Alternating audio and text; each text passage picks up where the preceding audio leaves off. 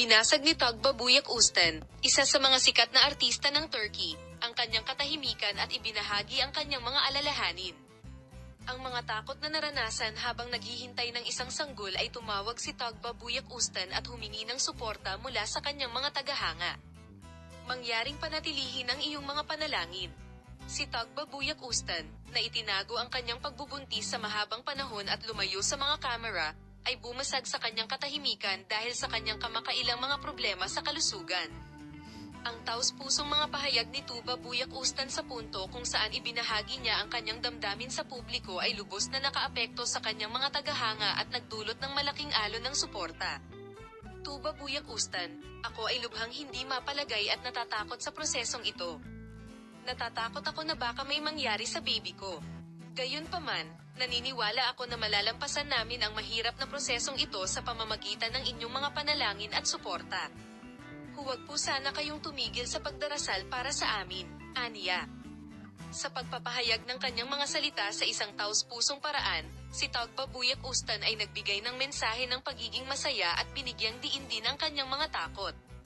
Sa pagsasabing malalampasan nila ang mahirap na prosesong ito kasama ang kanyang asawang si Engin Akurek, sinabi ni Tugba Buyak Ustan na sinusubukan nilang mangalap ng lakas sa suporta ng kanilang mga pamilya.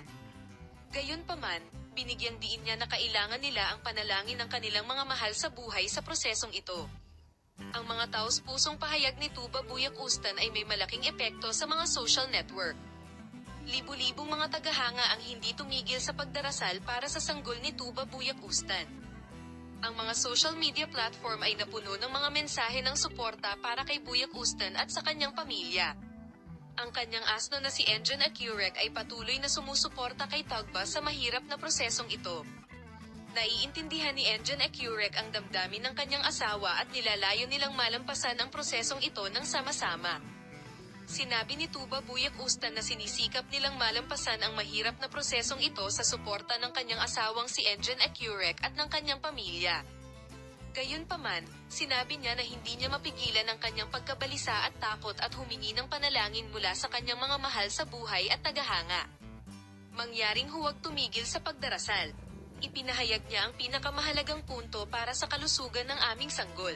Ang pakiramdam ng iyong pagmamahal at suporta para sa amin ay magbibigay sa amin ng lakas.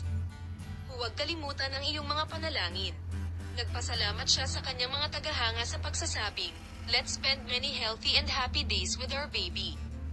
Ang matapang na pahayag ni Tugba Buyak Ustan ay lubhang nakaapekto sa kanyang mga tagahanga at sa masa.